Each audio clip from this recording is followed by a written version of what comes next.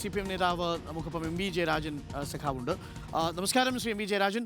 ഇപ്പോൾ പുറത്തു വന്നിരിക്കുന്ന ദൃശ്യങ്ങൾ, CPM പുറത്തുവിട്ട ചില ദൃശ്യങ്ങൾ കൂടി നമ്മളിപ്പോൾ കാണിച്ചു. എന്താണ് CPMൻ്റെ ഇപ്പോഴത്തെ നിലപാട്? ഈ KSU പ്രവർത്തകർ മന്ത്രിയുടെ ശരീരത്തിൽ സ്പർശിച്ചു എന്ന് നമുക്ക് ഈ ദൃശ്യങ്ങളിൽ കാണാൻ കഴിയുന്നില്ലല്ലോ ശ്രീ എം വി ജയരാജൻ. ആദ്യമായി വ്യക്തമാക്കട്ടെ, ആ ദൃശ്യം CPIM സൃഷ്ടിച്ചതല്ല. ആ ദൃശ്യം അവിടെ നിന്നും അതെ ആ ദൃശ്യം അവിടെ നിന്നും വിവിധ ചാനലുകളുടെ ഇടയിൽ നിന്ന് കിട്ടിയതാണ്. ഏതായാലും ആ ദൃശ്യത്തിൽ നിന്ന് വ്യക്തമാവുന്ന ഒരു കാര്യം, ഒരു വെള്ള ഷർട്ടിട്ട ആള് കറുത്ത തൂവാലിയുമായി മന്ത്രിയുടെ അടുത്ത് ആക്രോശത്തോടെ പാഞ്ഞെടുക്കുന്നതാണ്.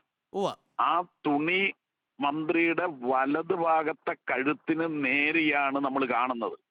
എന്ന് പറഞ്ഞാൽ ഇതിന്റെ അർത്ഥം വലത് ഭാഗത്ത് മന്ത്രിയുടെ കഴുത്തിന് നേരെ ഇടിച്ചത് ഈ വെള്ള ഷർട്ട് ധരിച്ചതും കറുത്ത തൂവാലിയുമായി പാഞ്ഞടുത്ത ആള് തന്നെയാണ്.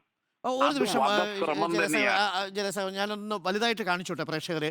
അങ്ങ് പറഞ്ഞ ആ ഭാഗം, അതായത് ഈ കറുത്ത തൂവാലയുമായിട്ട് വരുന്നത് ദൃശ്യങ്ങളിൽ വ്യക്തമാണ്. വെളുത്ത വസ്ത്രം ധരിച്ച KSU പ്രവർത്തകർ. അതിനുശേഷം പോലീസിന്റെ വലയത്തിനുള്ളിലാണ് മന്ത്രി നിൽക്കുന്നത്. ഈ കറുത്ത തൂവാല മന്ത്രിയുടെ കഴുത്തിൻ്റെ ഭാഗത്തേക്ക് വീഴുന്നു. ആ ദൃശ്യം ഞാൻ ഒന്ന് കാണിച്ചോട്ടെ ഒരു നിമിഷം. അതിപ്പോൾ ഇതാണ് ആ കറുത്ത തൂവാല അല്ലേ? അപ്പോൾ ആ കറുത്ത തൂവാല മന്ത്രിയുടെ കഴുത്തിൻ്റെ ഭാഗത്തേക്ക് വരുന്നു. പക്ഷെ അവിടെ ഈ KSU പ്രവർത്തകന്റെ കൈ സ്പർശിക്കുന്നതായിട്ട് കാണുന്നുണ്ടോ? ഞങ്ങൾക്കത് അത്ര വ്യക്തമല്ല. എന്തെന്നായാലും നമ്മൾ വിശ്വാസികൾ പറയുന്ന ദൈവം ആ കറുത്ത തൂവാല ദൈവവിശ്വാസിയായ മന്ത്രി വീണ ജോർജിന്റെ കഴുത്തിന്റെ വലതുഭാഗത്ത് എത്തിക്കൂല. പോലീസ് കറുത്ത തൂവാല കൈവശം വെച്ചിട്ടില്ല. ഇതിൽ ഒറ്റ സാഹചര്യ തെളിവുകളിൽ നിന്ന് മെയിൻ തെളിവുകളെ സാധൂകരിക്കുന്നതാണ് ഈ വെള്ള ഷർട്ടിട്ടിയ ആളാണ് ഏറ്റവും അടുത്തെത്തിയത് മന്ത്രിയുടെ അടുത്ത്. അത് വിഷ്വലിൽ കാണുന്നുണ്ട്. ഏറ്റവും അടുത്തെത്തിയത് കറുത്ത ഷർട്ടിട്ടിയ ആളല്ല. അത് അവരെ പോലീസുകാര് പിടിച്ച് മാറ്റുന്നുണ്ട്.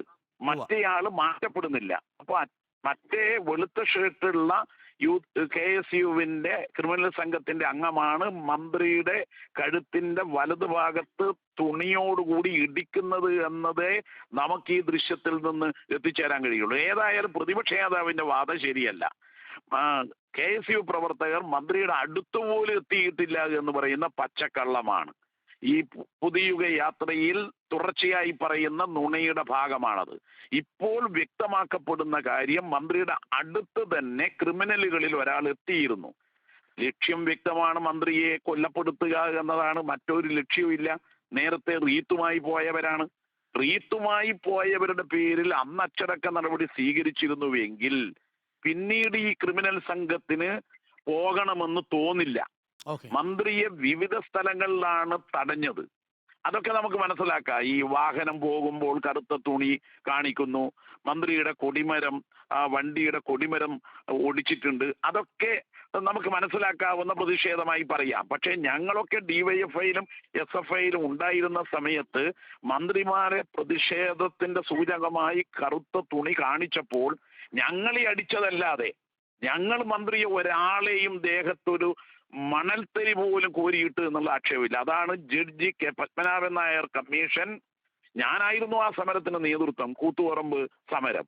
ആ സമരത്തെ കുറിച്ച് പറഞ്ഞത്, നിരായുധരായ ചെറുപ്പക്കാരുടെ മേൽ തോക്കും ലാത്തിയും ഉപയോഗിച്ച് എല്ലാ മാനദണ്ഡവും ലംഘിച്ച് പോലീസ് ആക്രമിക്കുകയായിരുന്നു. ഇത് അല്ല, ക്രിമിനലുകൾ മന്ത്രിയെ, ഒരു വനിതാ മന്ത്രിയായിട്ട് കൂടി വനിതാ മന്ത്രിയെ വധിക്കാൻ ശ്രമിച്ചതാണ് എന്ന് വ്യക്തമാണ്.